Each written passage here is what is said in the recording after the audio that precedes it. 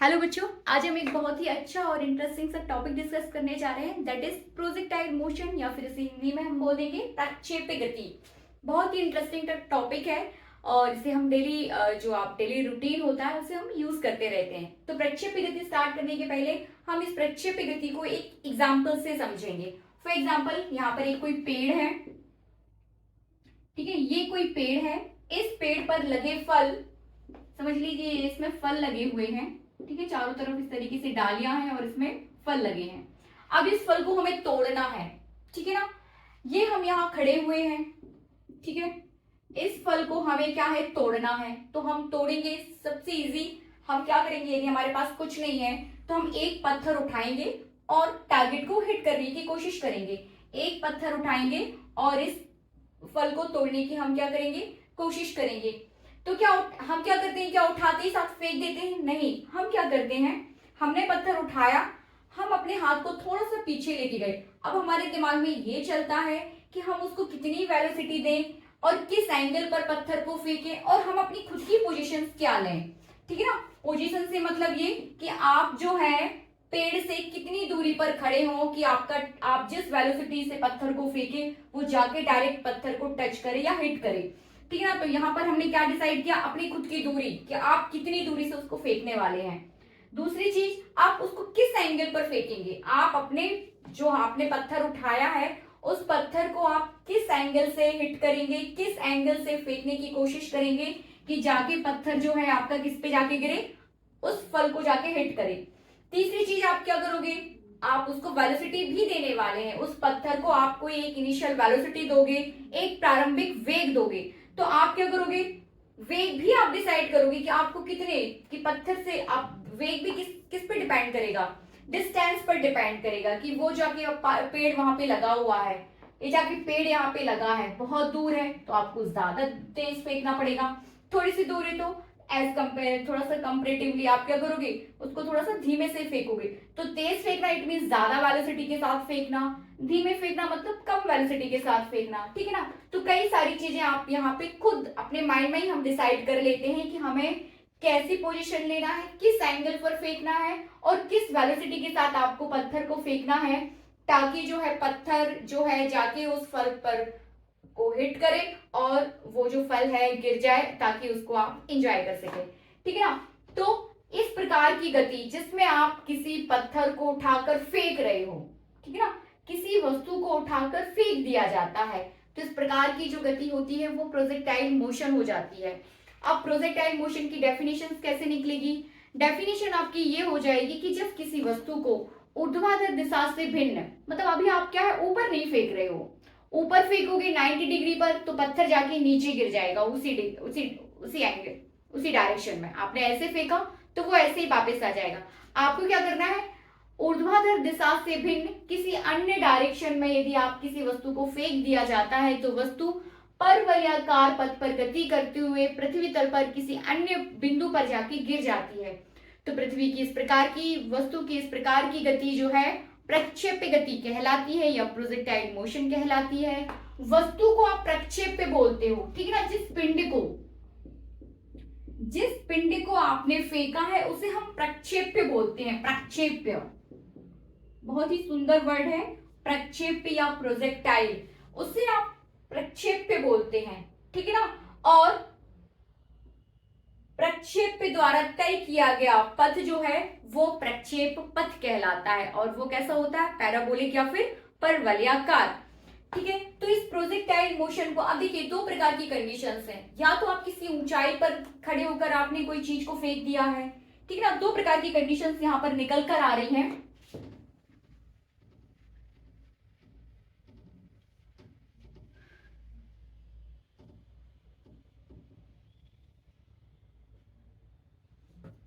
दो प्रकार की कंडीशंस यहां पर निकल के आ रही हैं। पहला तो ये कि आप किसी ऊंचाई पर खड़े हैं, ठीक है, आपने यहां से उठाया और पत्थर को जाके फेंक दिया, किसी वस्तु को जाके फेंक दिया। जरूरी नहीं है कि सिर्फ पत्थर ही प्रोजेक्टाइल मोशन कर रहा है, आपने बंदूक की गोली आपकी प्रोजेक्टाइल मोशन करेगी, और भी कई उदाहरण आप ले सकते हो, ठीक है। तो सबसे क्या आपका, आपने दो एग्जांपल्स, दो कंडीशंस यहाँ पर निकल के आ रही है। फर्स्ट क्या कि आपने किसी बिल्डिंग पर या किसी ऊंचाई पर, सपोज ये एक्स डायरेक्शन है और ये वाई, आपने यहां से वस्तु को फेंक दिया, तो जब आप किसी ऊंचाई से वस्तु को फेंक रहे हो तो वो आपके किस में चला जाएगा, हॉरिजॉन्टल प्रोजेक्टाइल मोशन में। इट मीन्स क्षैतिज प्रक्षेप। इसे हम क्या बोल देंगे, क्षैतिज प्रक्षेप, कि आपने किसी ऊंचाई से पत्थर को फेंक दिया है, तो ये हो जाएगा आपका क्षैतिज प्रक्षेप। दूसरी कंडीशन यहां पर क्या निकल के आ रही है, दूसरी कंडीशन ये है कि आप पृथ्वी तल पर हैं, ठीक है ना, आप कहां पर हैं, पृथ्वी तल पर। अब पृथ्वी तल से आपने वस्तु को फेंका, वस्तु ऊंचाई तक जाएगी, एक मैक्सिमम ऊंचाई तक जाएगी, जैसे ही उसकी वेलोसिटी 0 होगी तो वस्तु जाके कहां हो जाएगी, नीचे गिरना स्टार्ट हो जाएगी, ऊंचाई तक गई और नीचे जाके क्या हो जाएगी, गिर जाएगी, ठीक है ना। तो ये इस प्रकार का जो प्रक्षेपण है या प्रक्षेप्य गति है वो किस में चली जाएगी, त्रियक प्रक्षेप्य, ये हो जाएगा आपका त्रियक प्रक्षेप्य। इट मीन्स दूसरी कंडीशन ये कि ऊंचाई से, इसे आप बोल सकते हो कि आपने ऊंचाई से फेंका है, इसमें आप बोल सकते हो कि आपने क्षैतिज तल पर खड़े होकर ही, क्षैतिज तल पर खड़े होकर ही आपने वस्तु को फेंका है। या देखिए, इससे हॉरिजॉन्टल प्रोजेक्टाइल क्यों बोल रहे हैं, क्योंकि वस्तु आपके ऐसे जाएगी फिर जाके, मतलब फर्स्टली वो क्षैतिज दिशा में जाएगी, गति करेगी, जितना वो गति कर पाएगी क्षैतिज दिशा में, ठीक ना, जितना वो, जिसके पास जिस वेलोसिटी जैसी उसकी यहाँ से आके 0 होगी वो नीचे जाके गिरेगी। तो वस्तु यहाँ पे पहले कैसा क्षैतिज में जाते हुए फिर ऐसे नीचे आ रही है, यहाँ वस्तु ऊर्ध्वाधर में जाएगी, ठीक है ना, ऊर्ध्वाधर त्रियक, आपने किसी एंगल पर ऐसे फेंका है, त्रियक, ये त्रियक हो जाएगा और ये हो जाएगा आपका क्षैतिज, ठीक है ना। तो दोनों ही कंडीशंस को हम यहाँ पर फिर से डिटेल में देखने वाले हैं। दोनों ही कंडीशंस में आप क्या क्या निकालोगे, आपको ये निकालना कि क्षैतिज परास कितना होगा, आपको ये निकालना है कि वेलोसिटी किस वेलोसिटी के साथ जो है वस्तु को आपको देना है ताकि वो टारगेट को जाके हिट करे, और आपको यहाँ पर ये भी सिद्ध करना है यहाँ पर कि वस्तु का जो पथ है वो, देखिए चित्र में तो दिखाई दे रहा है कि आपका ये जो वस्तु या प्रक्षेप है, ठीक है ना, वस्तु को ही प्रक्षेप बोला जा रहा है, तो चित्र में तो दिखाई दे रहा है कि वस्तु क्या है जो प्रक्षेप में गति कर रही है, बट इस चीज को हमें प्रूव भी करना है। तो पहले हम इसके लिए करेंगे और उसके बाद इसके लिए करेंगे। तो सबसे पहले हम हेडिंग देंगे क्षैतिज प्रक्षेप या हॉरिजॉन्टल प्रोजेक्टाइल, या फिर आप इसको दूसरी बुक्स में ऐसा भी लिखा है कि ऊंचाई से फेंकने पर, तो आप ऐसा भी लिख सकते हैं, ठीक है ना। तो सबसे पहले हम इस वाले को देखेंगे, क्षैतिज प्रक्षेप्य, ठीक है। तो जब वस्तु क्षैतिज में गति कर रही है, सॉरी ऊंचाई से आपने वस्तु को क्या है फेंक दिया, उठाया और फेंक दिया, ठीक है, तो वस्तु यहां से क्या है, ये गति कर रही है, ठीक है ना। तो वस्तु का प्रारंभिक वेग क्या हो जाएगा, देखिए वस्तु जो है क्षैतिज में भी गति कर रही है और ऊर्ध्वाधर भी गति कर रही है कि नहीं, क्षैतिज में भी गति कर रही है और ऊर्ध्वाधर में भी गति कर रही है। तो वस्तु की जो गतियां हैं उसको आप यहाँ पर दो प्रकार से डिवाइड कर सकते हो। पहला हो जाएगा आपका क्षैतिज में गति, पहला हो जाएगा क्षैतिज गति, ठीक है, यहां आप लिख सकते हैं क्षैतिज गति,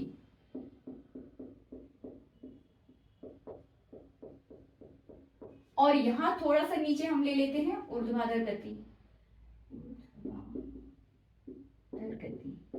क्षैतिज, ठीक है ना, हॉरिजॉन्टल गति, इट्स नॉट गीत, इट्स गति,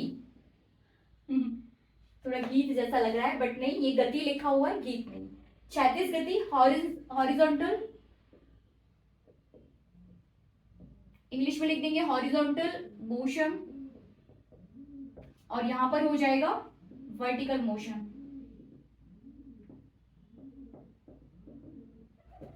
horizontal motion and vertical motion, ठीक है। तो अब क्या करना है हमें, अब क्षैतिज में हमें देखना है कि क्षैतिज में प्रारंभिक वेग, सब हाँ कंपैरिजन करके चलेंगे। क्षैतिज में प्रारंभिक वेग, जब क्षैतिज की बात करेंगे तो आप इसे ux लिखोगे, जब ऊर्ध्वाधर की बात करेंगे तो यहाँ पर uy हो जाएगा, ठीक है ना। जब क्षैतिज में आप त्वरण की बात करोगे तो ये ax हो जाएगा, जब ऊर्ध्वाधर में आप त्वरण की बात करोगे तो ये क्या हो जाएगा ay, जब क्षैतिज में आप विस्थापन की बात करोगे तो ये x हो जाएगा, और जब ऊर्ध्वाधर में आप विस्थापन की बात करोगे तो ये हो जाएगा y। इतनी सारी बातें हमें यहाँ पे क्लियर होना चाहिए, ठीक है ना। तो जब ux प्रारंभिक वेग x डायरेक्शन में u हो जाएगा तो y डायरेक्शन में प्रारंभिक वेग क्या हो जाएगा 0, क्योंकि y डायरेक्शन में जैसे ही प्रारंभिक वेग 0 होगा तभी वस्तु जो है नीचे की ओर गिरना स्टार्ट हो जाएगी, ठीक है ना। ax x डायरेक्शन में त्वरण आपका हमेशा ही 0 रहेगा। जब वस्तु इस प्रकार की गति कर रही है तो त्वरण क्या रहेगा x डायरेक्शन में 0, और y डायरेक्शन में त्वरण क्या हो जाएगा g। जब वस्तु इस तरह नीचे गिर रही है तो त्वरण क्या हो जाएगा g।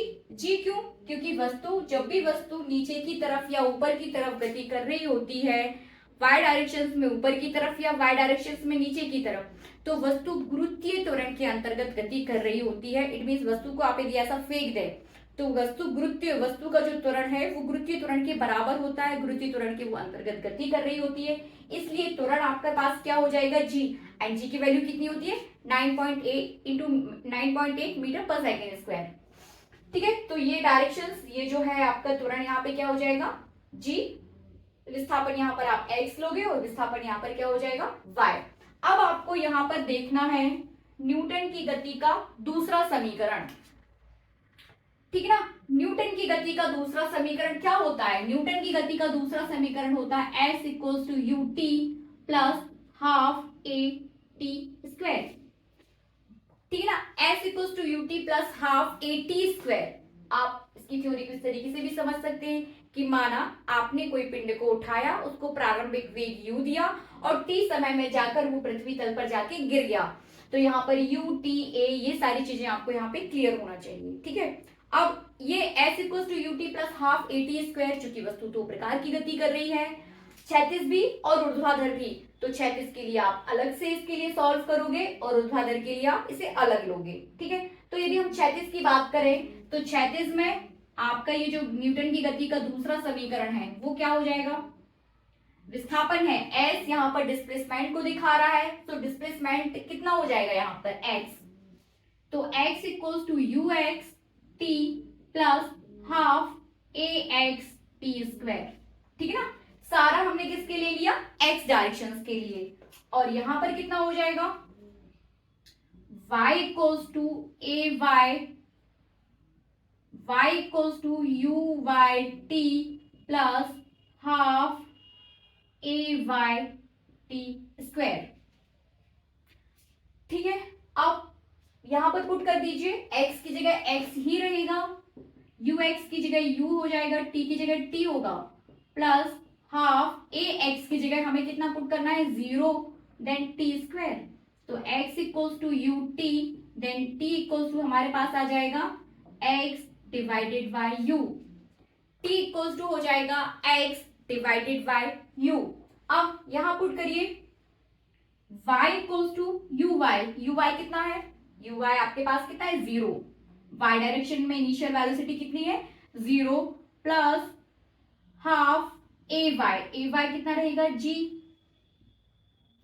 And T square, half g T square, ठीक है ना। देन y इक्वल्स टू आपके पास आ गया है हाफ g टी स्क्वायर। इसे आप समीकरण 1 दे दीजिए, इसे हम समीकरण 2 दे देंगे। ऊपर वाला समीकरण 1 हो जाएगा और नीचे वाला समीकरण क्या हो जाएगा 2। तो समीकरण 1 व 2 से, ठीक है ना, समीकरण 1 व समीकरण 2 से, इट मीन्स आप बोल सकते हो कि समीकरण 1 से t का मान समीकरण 2 में रखने पर रख देते हैं, क्या आ जाएगी यहाँ पर समीकरण 1 से t का मान समीकरण 2 में रखने पर, तो रख दीजिए, कितना आ जाएगा t, y बराबर हो जाएगा हमारे पास y equals to half g। अब t कितना पुट करना है हमें x y u and square. आगे यदि हम इसे सॉल्व करें तो हमारे पास आ जाएगा y बराबर half g upon u square x square if y equals to k x square, जहां k इक्वल्स टू है half g upon u square. तो ये वाला समीकरण जो लास्टली हमें मिला है y बराबर, जो y की विस्थापन को दिखाता है, ठीक है ना, वाई डायरेक्शन में विस्थापन और एक्स एक्स डायरेक्शन में विस्थापन है या डिस्प्लेसमेंट है। तो y इक्वल्स टू हमारे पास आ गया है y इक्वल्स टू के एक्स स्क्वायर। वाई डायरेक्शन देखिए दोनों ही डायरेक्शन यहाँ पर इंक्लूडेड है। वाई डायरेक्शन को रिप्रेजेंट करेगा यहाँ पर, और x जो है x डायरेक्शन या x दिशा को रिप्रेजेंट करेगा। y ऊर्ध्वाधर गति को रिप्रेजेंट करेगा या प्रदर्शित करेगा, और x जो है क्षैतिज दिशा में गति को प्रदर्शित करेगा। तो हमारे पास फाइनली आ गया है y इक्वल्स टू के एक्स स्क्वायर, जिससे ये सिद्ध होता है, क्योंकि ये जो इक्वेशन है वो परवलय के लिए, परवलयाकार पथ के लिए। तो इस इक्वेशन से ये सिद्ध होता है कि प्रक्षेप्य गति करता हुआ जो पिंड है उसका पथ परवलयाकार होता है। ये हम यहाँ पर बोल सकते हैं, ठीक है ना। कैसा होता है? परवलयाकार। परवलयाकार पिंड जो है परवलयाकार पथ में गति करेगा। यहाँ पर हमने एक चीज यहाँ पर सिद्ध कर दी है। अब आपको क्या निकालना है? आपको निकालना है अब यदि ये ऊंचाई h है और ये डिस्टेंस क्या हो गई आपकी r, ठीक है ना, तो आपको r निकालना है। r कितना होगा कि आपने पिंड को फेंका तो वो कितनी दूरी पर जाके गिरा है, r कैसे निकालेंगे? r चूंकि x डायरेक्शन में निकालना है, ठीक है ना, r किस में है? x डायरेक्शन में। तो r कैसे निकालेंगे?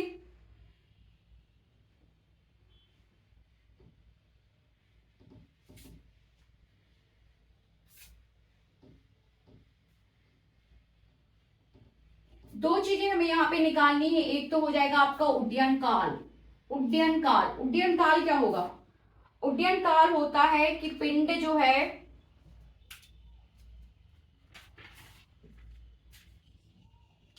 ना, उड्डयन काल का मतलब ये है कि तय किया गया समय कि पिंड कब जाकर पृथ्वी तल पर गिरेगा, वो हो जाएगा आपका क्या?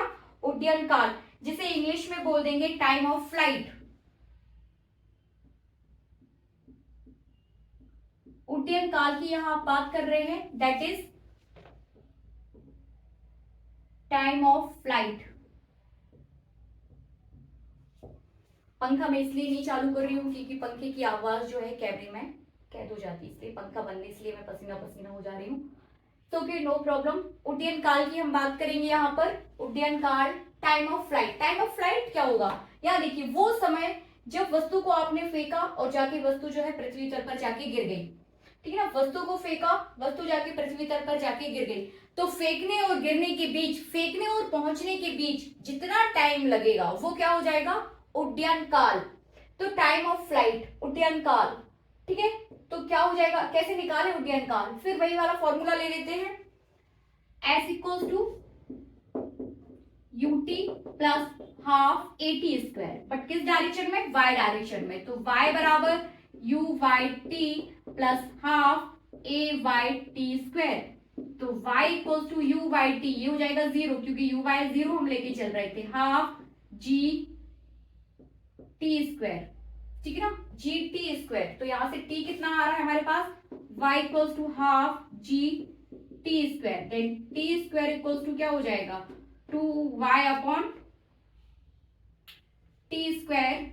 डायरेक्ट आप इसको कर दीजिए, 2y आपके पास आया है and gt square, then t square आ जाएगा 2y अपॉन g। तो ये t हो जाएगा under root 2y upon g, ठीक है ना। ये जो t है ये उड्डयन काल को प्रदर्शित करेगा, that is denoted by capital T। इसको आप कैपिटल T ले लीजिए, ठीक है ना। अब इसकी बात करें हम y की, तो y क्या है? ऊंचाई है कि किस ऊंचाई से। तो यदि ऊंचाई h है तो y इक्वल्स टू आप क्या ले सकते हो? कैपिटल H, ठीक है ना। So capital T equals to हमारे पास आ गया है under root 2h upon g। ये हो जाएगा आपके पास उड्डयन काल। इट मीन्स पिंड को पृथ्वी तल गिरने में इतना समय लगेगा। किस पे डिपेंड कर रहा है? हाइट पर, ठीक है ना। g कांस्टेंट है, g 9.8, इट मींस 9.8 ही रहेगा। तो किस पे डिपेंड कर रहा है? h पर, कि किस ऊंचाई से आप फेंकोगे। ज्यादा ऊंचाई से फेंकोगे तो ज्यादा समय लगेगा, कम ऊंचाई से फेंकोगे तो कम समय लगेगा। ये प्रूफ, ये चीज यहाँ पे प्रूफ हो गई है। यहाँ से क्या सिद्ध हो रहा है? यहाँ से t is directly proportional to h आ रहा है। इट मींस आप जितनी ऊंचाई लोगे उड्डयन काल उतना ज्यादा रहेगा, जितनी कम ऊंचाई आप यहाँ पे लेंगे उड्डयन काल उतना ही कम हो जाएगा। ठीक है, तो आपने क्या निकाल दिया, टाइम ऑफ फ्लाइट या फिर उड्डयन काल। अब हमें देखना है क्षैतिज परास। ठीक है, क्षैतिज परास आर, मतलब ये तो हो गया कि आप समय कितना ले रहे हो, अब बिल्डिंग से कितनी दूरी पर जाकर गिर रहा है वो हो जाएगा आपका क्षैतिज परास। तो आर, आर इक्वल्स टू, यहां से आप निकाल सकते हो आर क्षैतिज परास।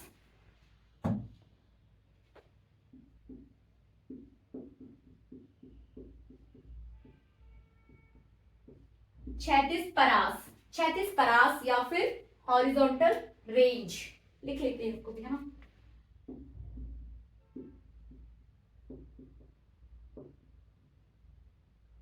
हॉरिजॉन्टल रेंज कैसे निकालें, यदि हमें कुछ नहीं पता है तो हम चाल बराबर दूरी बटे समय तो ले ही सकते हैं। चाल बराबर दूरी बटे समय, ठीक है ना। तो दूरी बराबर क्या हो जाएगा, दूरी बराबर हो जाएगा चाल गुणा समय।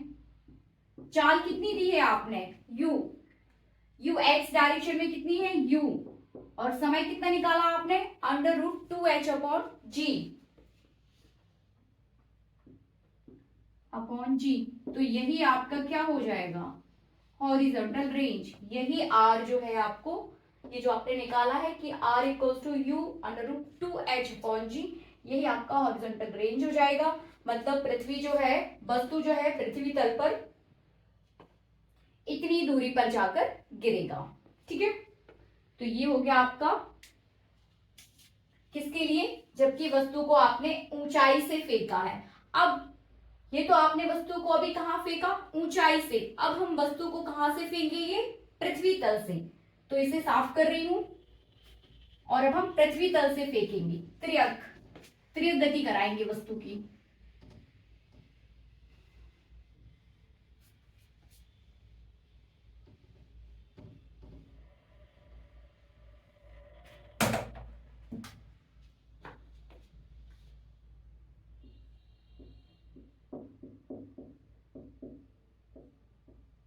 त्रियक गति ब्रैकेट में लिख सकते हैं पृथ्वी तल से। हम वस्तु को अब पृथ्वी तल से फेंक रहे हैं, चित्र बना लेते हैं इसका। ये वस्तु को उठाया और फेंक दिया, ठीक है ना। ऊंचाई तक जाएगी, बिंदु P इसका मैक्सिमम पॉइंट हो जाएगा। ये हो जाएगी इसकी x डायरेक्शन, ये हो जाएगी इसकी y डायरेक्शन। आप वस्तु को यहाँ पर u वेग दे रहे हो, एंगल यहाँ पर थीटा हो जाएगा, ठीक है ना। ये पूरा डिस्प्लेसमेंट को आप x से डिनोट करोगे, ये पूरा डिस्प्लेसमेंट आप y से डिनोट करोगे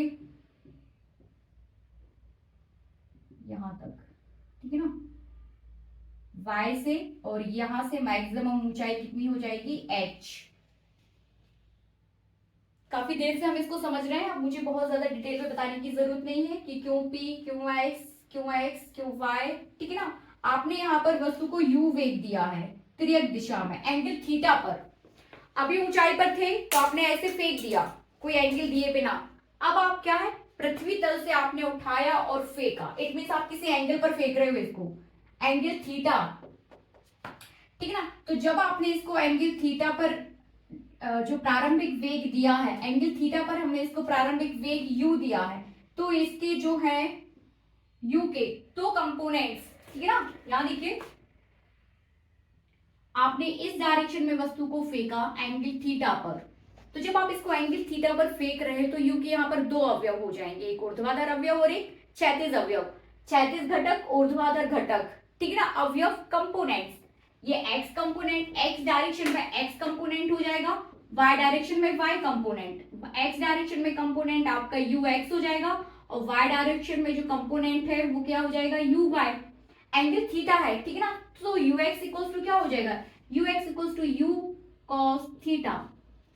सदिश बीजगणित हमने यहाँ पे लगाया है, ठीक है।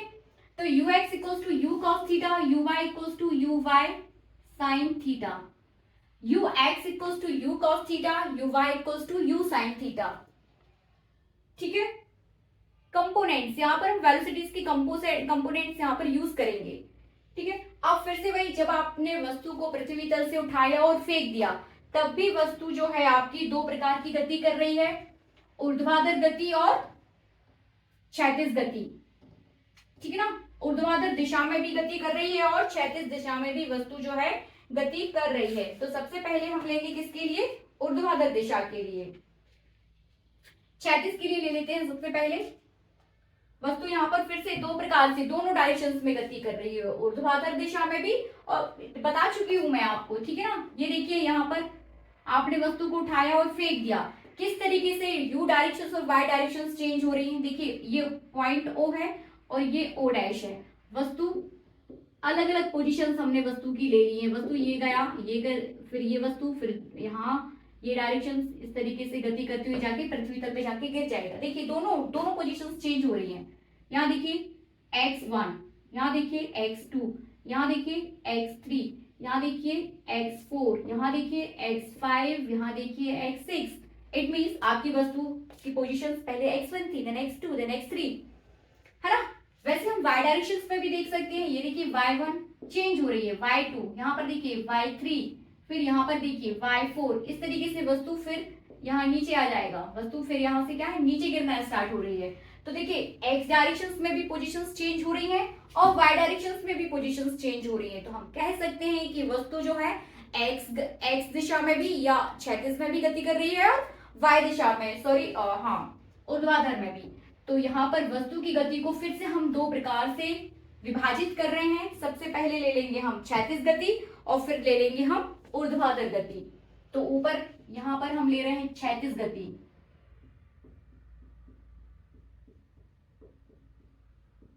और नीचे हो जाएगा आपका ऊर्ध्वाधर गति।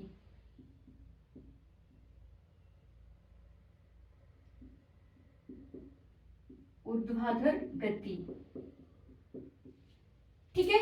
तो क्षैतिज गति, अब क्षैतिज में फिर वही आपको वही सारी चीजें, क्षैतिज में हम किसकी बात करेंगे, वेग की बात करेंगे। फिर क्षैतिज में ही आप त्वरण की बात करोगे और क्षैतिज का जो विस्थापन है वो x है। यहाँ पर भी आप u y ले लो, a y ले लो और ये y ले लो। ठीक है ना, ux क्या हो जाएगा, u cos थीटा। तो यहाँ पर u y क्या हो जाएगा, u sin थीटा। ax 0 हो जाएगा, a y g, ठीक है ना। यहाँ पर g, यहाँ पर माइनस g, और जब नीचे गिरेगा तो प्लस g, ठीक है ना। और ये हो जाएगा आपका x तो x ही रहेगा। अब फिर से वही यहाँ पर आप लगा दीजिए क्या, s equals to ut plus half a t square, s equals to ut plus half a t square put कर दीजिए। इसके लिए क्या हो जाएगा, क्षैतिज दिशा के लिए x equals to u x t plus half a x t square. तो x की जगह x रहेगा, ux की जगह अब हमें क्या लेना है, u cos theta t plus half ax कितना है 0 एंड t स्क्वायर। तो x इक्वल टू हमारे पास आ जाएगा u cos थीटा t, या फिर u लिख सकते हैं u cos theta t, then t equals to आ जाएगा x upon u cos theta. x equals to कितना आया, t equals to x upon u cos theta. इसे आप समीकरण 1 दे सकते हैं, ठीक है ना। अब हम इसके लिए लगाएंगे, यहां पर कितना हो जाएगा, y equals to u y t plus half a t square, a y t square, a y t square. अब देखिए ए वाई आपका माइनस जी, वस्तु जो है जब ऊपर की तरफ जाती है तो वस्तु जो है जब ऊपर की तरफ जाएगी तो यहाँ देखिए त्वरण की दिशा हमेशा नीचे की तरफ रहेगी, ठीक है ना। त्वरण की दिशा हमेशा क्या रहेगी, नीचे की तरफ, वस्तु का त्वरण नीचे की तरफ और वस्तु इस डायरेक्शन में गति कर रही है। तो वस्तु की गति की दिशा और त्वरण की दिशा दोनों एक दूसरे के साथ क्या है, विपरीत दिशा में। इसलिए ए वाई इक्वल्स टू कितना हो जाएगा, माइनस जी, पुट कर दीजिए, y की जगह y ही रहेगा, u y की जगह हमें लेना है u साइन थीटा, ठीक है ना, u की जगह u साइन थीटा, t ले लीजिए प्लस ए वाई, तो अब हो जाएगा आपके पास minus G T square. A Y की जगह हमने t ले लिया है, ए वाई की जगह हमने कितना ले लिया है t, ठीक है ना, हाफ एज इट इज, और t की जगह t। पुट कर दीजिए समीकरण 1 से t का मान समीकरण 2 में रखने पर, ठीक है, समीकरण 1 से t का मान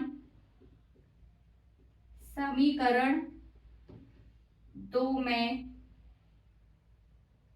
रखने पर, समीकरण 1 से t का मान समीकरण 2 में रखने पर रख दीजिए। अब हम क्या कर रहे हैं, इसको साफ ही कर देते हैं पूरा।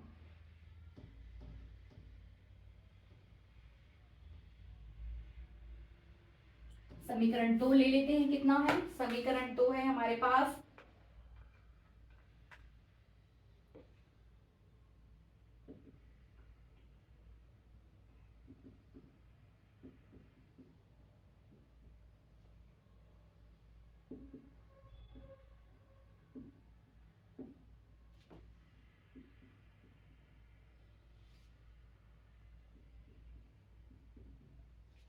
ये है हमारे पास समीकरण 2, ठीक है।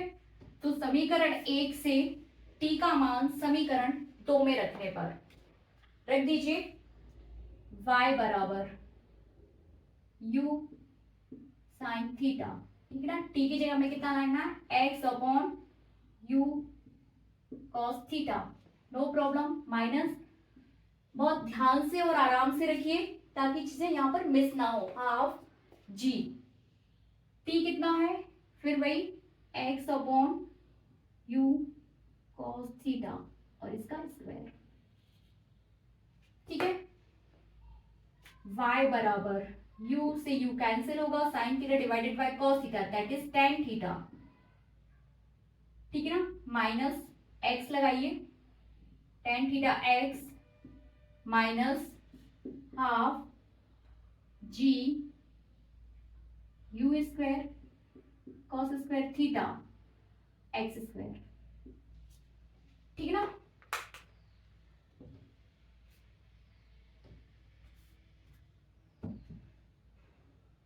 यहां देखिए y बराबर, अब y बराबर मत लीजिए, माना कि a बराबर, ऐसा हम मान लेते हैं, माना a बराबर हो जाएगा tan थीटा और b बराबर हो जाएगा half g upon you square cos square theta, g upon you square cos square theta, तो ये हो जाएगा आपका y बराबर, इनके मान वापिस समीकरण 3 में रख दें आप, तो आपको मिल जाएगा ax minus b x square, ax minus b x square, ठीक है ना। ये इक्वेशन जो लास्टली आपको इक्वेशन मिला है, ये भी किसका समीकरण है, परवलय का, परवलय। तो आप बोल सकते हो कि जब आप पृथ्वी तल से किसी वस्तु को फेंकते हो तो वस्तु जो है किस मार्ग का अनुसरण करती है, परवलयाकार पथ का अनुसरण करती है। यहाँ पर अभी आपने जो ये पूरा डेरिवेशन किया है, यहाँ पर आपने सिर्फ और सिर्फ अभी ये सिद्ध किया है कि वस्तु की गति परवलयाकार पथ में होती है, ठीक है ना। अब आपको निकालना है फिर वही मैक्सिमम हाइट की, वस्तु कितनी ऊंचाई पर जाकर कितनी ऊंचाई तक पहुंच रहा है, और वस्तु जो है आपको निकालना है यहाँ पर h, आपको निकालना है यहाँ पर r हॉरिजॉन्टल रेंज, और यहाँ पर आपको बात करनी है किसकी, उड्डयन काल की, ठीक है ना। तो सबसे पहले हम बात करेंगे उड्डयन काल की।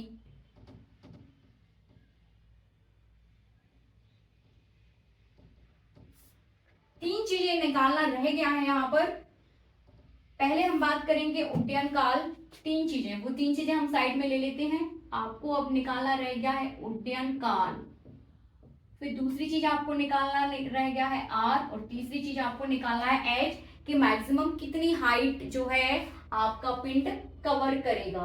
तो उड्डयन काल क्या है, अभी आपने निकाला था समीकरण 2 में t equals to x upon u cos theta, ठीक है ना, यही यही निकाला था ना, t equals to x upon u cos theta. तो बोला जा सकता है कि जो पिंड ऊंचाई तक ये आपकी पूरा अर्ध लाइफ है, ठीक है ना, हाफ लाइफ, हाफ रेंज, और फिर इसके बाद फिर वस्तु यदि यहां से यहां तक t समय ले रहा है, तो नीचे ऐसा माना जा रहा है कि वस्तु जो है नीचे तक आने में भी t समय ले रही है, तो जो टोटल समय हो जाएगा यहां से यहां तक पहुंचने में, वो कैपिटल T इक्वल टू हो जाएगा 2t, सो 2x upon u cos theta. इसे आप मान सकते हो पूरा का पूरा उड्डयन काल, 2x upon u cos theta, capital T, ठीक है ना, है ना। चलिए इसको आगे सॉल्व करेंगे हम, x निकालेंगे और फिर इसमें वापस से पुट कर देंगे, कर लेते हैं इसको भी। ठीक है बच्चों, तो अब हमें क्या निकालना था, हमें बात करनी थी उड्डयन काल की।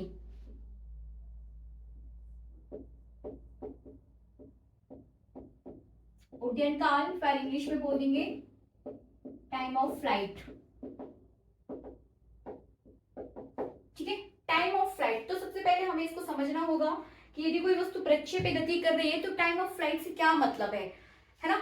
ऊंचाई से फेंकने वाला जो पूरा टॉपिक हम कंप्लीट कर चुके हैं। अब हम बात कर रहे थे कि जबकि आपने वस्तु को कहाँ फेंका है, आपने वस्तु को इधर से पृथ्वी तल से फेंका है, ठीक है ना, पृथ्वी तल से फेंका है, ये पूरा आपका एक्स एक्सिस हो जाएगा और ये हो जाएगा वाई एक्सिस। आपने वस्तु को यहाँ पर यू फेंक दिया, यहाँ पर हमने उसके जो है इसका एक्स कंपोनेंट भी ले लिया और वाई कंपोनेंट भी। जैसे वस्तु यहाँ पे गति कर रही है तो उसका ये वाई कंपोनेंट हो जाएगा और ये एक्स कंपोनेंट। यदि ये यू है तो ये हो जाएगा आपका you cos theta, x component, you sine theta, ये जो हो जाएगा आपका वाई कंपोनेंट, ठीक है। ये मैक्सिमम हाइट है, बिंदु जो है, बिंदु आपकी जो वस्तु है बिंदु P तक पहुंचने के बाद नीचे गिरना स्टार्ट हो जाएगा। तो यहां से यहां तक बिंदु P तक पहुंचने पर यदि O से ये O डैश, ठीक है ना, O डैश वो बिंदु है जहां पर वस्तु जो है आपका वापस जाके पृथ्वी तल पर वापस जाके गिर गया है। हम बात कर रहे हैं उड्डयन काल की। उड्डयन काल क्या है, ऐसा माना जा रहा है कि यदि वस्तु बिंदु P तक पहुंचने में स्मॉल t समय ले रही है, ठीक है ना, कितना समय ले रही है बिंदु P तक पहुंचने में स्मॉल t, तो बिंदु O डैश या वापिस बिंदु O डैश तक पहुंचने में भी उतना ही समय ले रही है जितना ऊपर पहुंचने में ले रही थी, तो t।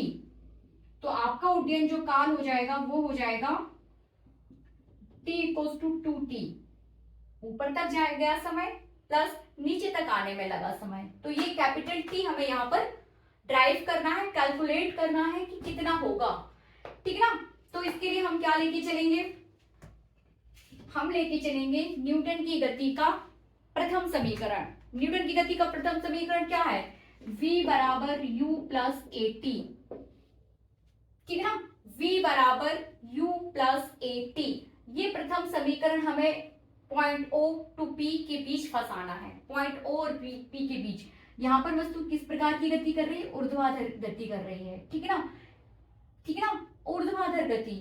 और वस्तु का जो त्वरण है हमेशा ही, वस्तु पर त्वरण हमेशा ही नीचे की तरफ रहेगा, ठीक है ना। तो आप यहाँ पर देखिए v कितना हो जाएगा, v हो जाएगा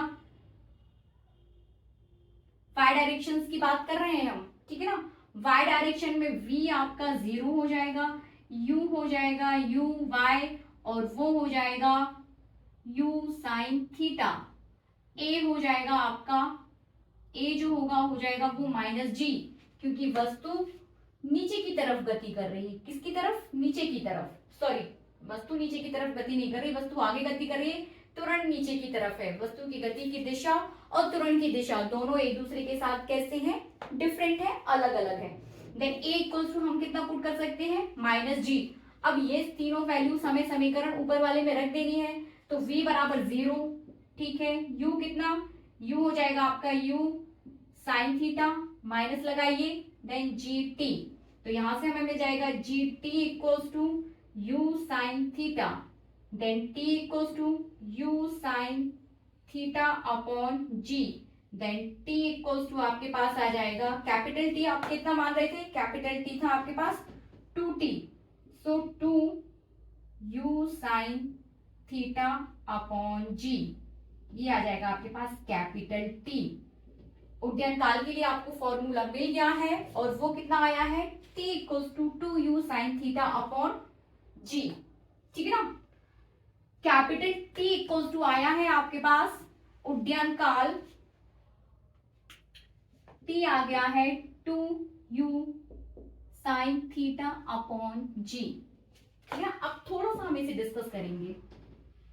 जी, उड्डयन काल, ठीक है ना, मतलब कैपिटल टी समय लेगा। वस्तु को आपने यहां फेंका, यहां तक जाने में, पॉइंट ओ डैश तक पहुंचने में वस्तु कितना समय लेगी, टी। टी उड्डयन काल, flight of time, 2u sin theta upon g. किस किस पे डिपेंड कर रहा है, टी डिपेंड कर रहा है u पर, आप उसको कितना वेग दे रहे हो। It means t is directly proportional to u. It means इससे ये सिद्ध होता है कि जितनी तेज आप फेंकोगे वस्तु उतना कम समय लेगी।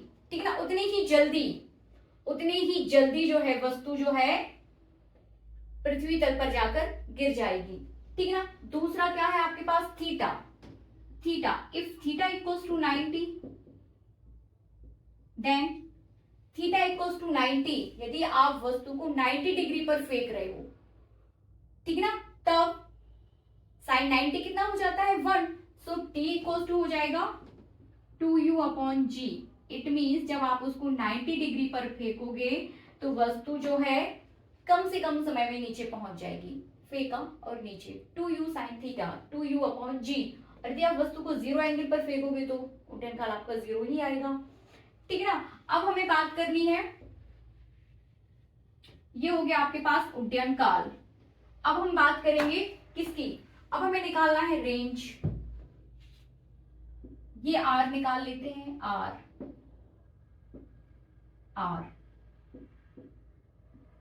रेंज 36 परास बोल देते हैं हम इसे। अब हम बात करेंगे किसकी, 36 परास की। ठीक है ना, ऊपर ही हेडिंग दे देते हैं 36 परास।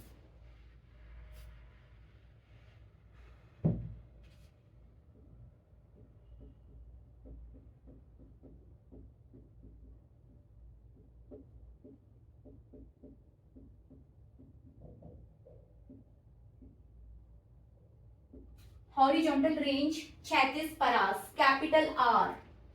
ठीक है ना, कैसे निकालें कैपिटल आर, बहुत ही इजीली 4 बराबर दूरी बटे समय, इसी से निकाल लेते हैं। 4 बराबर दूरी बटे समय, तो दूरी बराबर क्या हो जाएगा, दूरी बराबर हो जाएगा 4 गुणा समय। ठीक है ना, 36 की बात कर रहे हैं, 36 तो दूरी 36 में कैपिटल आर है, 4 36 में यू एक्स है, और समय तो आपका वही उड्डयन काल हो जाएगा, क्योंकि आप कवर करोगे ना पूरा, यहां से स्टार्ट यहां तो पूरा कंप्लीट, टी यहां पर उड्डयन काल ही लिया जाएगा। यू एक्स इक्वल टू कितना है, यू साइन थीटा, टी कितना निकाला है आपने, 2u साइन थीटा अपॉन जी, 2u साइन थीटा अपॉन जी। और ये कितना है, u cos थीटा, ये कितना है आपका u cos थीटा। ux की जगह आपने कितना पुट किया है, u cos थीटा, और कैपिटल T कितना निकाला है, 2u साइन थीटा अपॉन जी। सॉल्व कर दीजिए तो कैपिटल R आ जाएगा आपके पास। ठीक है ना, यदि कोई कंफ्यूजन है तो हम फिर से कर सकते हैं, कोई दिक्कत नहीं। यहां देखिए दूरी सीधा लिख लो, दूरी आप जो है 36, कैपिटल आर की बात कर रहे हैं, 36 दूरी। समय, समय का मतलब यहां पर उड्डयन काल से है, उड्डयन काल से है, जिसका फॉर्मूला अभी जस्ट हमने निकाला है, और वो आया है 2u साइन थीटा अपॉन जी।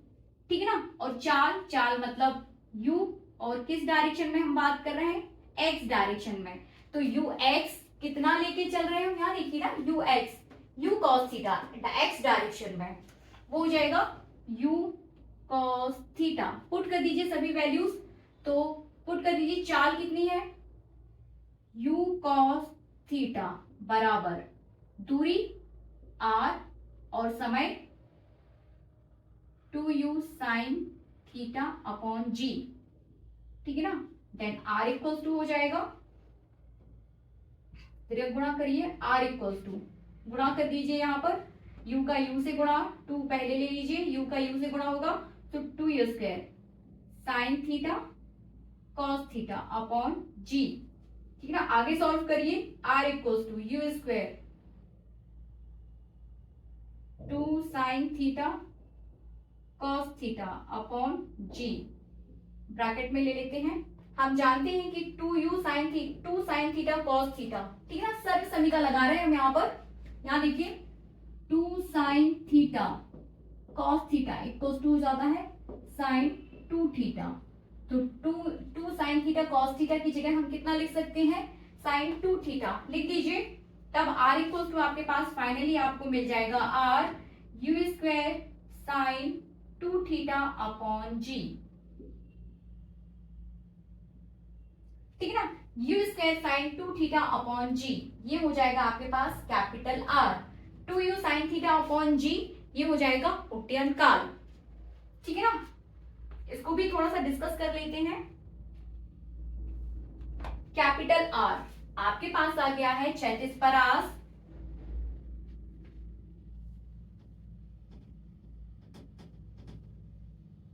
क्षैतिज परास आपके पास आ गया है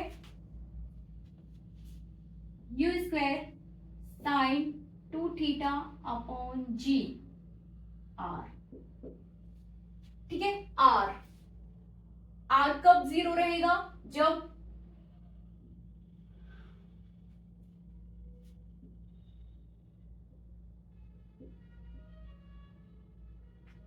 theta equals to 90, theta equals to 0। Comment करके आपको बताना है मुझे कि जब थीटा इक्वल्स टू 90 रहेगा तब r कितना होगा, और जब थीटा इक्वल्स टू 0 रहेगा तब r कितना होगा, ठीक है ना। ये आपको मुझे बताना है, ठीक है। इसके बाद हम, ये हो गया क्षैतिज परास। अब हम बात करेंगे, आपने r निकाल दिया, आपने उड्डयन काल निकाल दिया, अब आपका कितना रह गया, मैक्सिमम हाइट h निकालना है हमें। ये साफ कर देते हैं और h के लिए बात करते हैं, h, ठीक है। इसके लिए फिर वही हम यहां से यहां तक की बात करेंगे, ऊर्ध्वाधर गति की बात करेंगे। तो ऊर्ध्वाधर गति में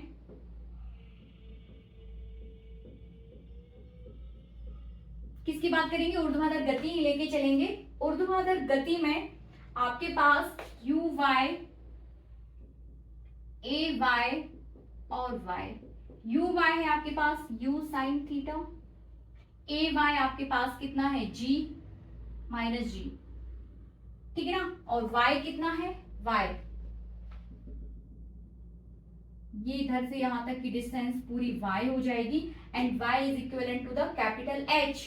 तो y की जगह आप कितना लिख सकते हैं, h। तब आप न्यूटन की गति का दूसरा नियम s equals to u t plus half a t square यहाँ पे लगा दीजिए। तो s की जगह आपको कितना लिखना है, s अब आपका आ जाएगा h, u की जगह u y t plus half a y t square, h की जगह h, u की जगह u y कितना, u sine theta minus half g, t की जगह कितना लिखना है, u y sine theta. t की जगह एक बार आपने निकाला था ना, कितना आया था, x upon u cos theta minus half g x upon u cos theta इसका स्क्वायर। इसको सॉल्व कर देंगे तो हमारे पास क्या आ जाएगा, h।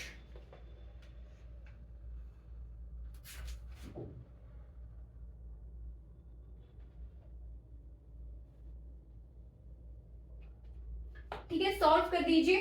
चित्र को चाहे तो चित्र आप इसे साफ कर देते हैं, इसको तो हमारे पास जगह मिल जाएगी। कैपिटल H के लिए काम किया जा रहा है हाइट। यहां देखिए H इक्वल्स टू आ जाएगा आपके पास u साइन थीटा, ठीक है ना।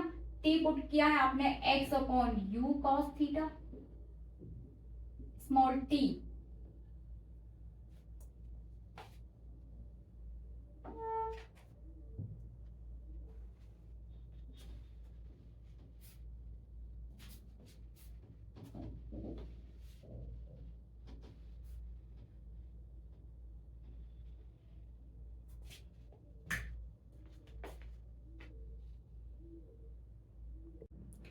ठीक है। अधिकतम ऊंचाई की हम बात कर रहे थे। अधिकतम ऊंचाइयां ठीक है ना। अधिकतम ऊंचाई वही कि पिंड को आपने फेंका और उस बिंदु पर किसी दूसरे पृथ्वी तल पर किसी दूसरे बिंदु पर जाकर गिर गया, ठीक है ना। तो अधिकतम ऊंचाई मतलब पिंड जहां से नीचे गिरना स्टार्ट हो जाएगा ना, वो बिंदु आपका अधिकतम ऊंचाई का बिंदु कहलाएगा, ठीक है। तो capital H equivalent to the displacement in y direction, मतलब वाई डायरेक्शन में जो डिस्प्लेसमेंट होगा यहां तक, वो किसके इक्विवेलेंट हो जाएगा, H के, ठीक है।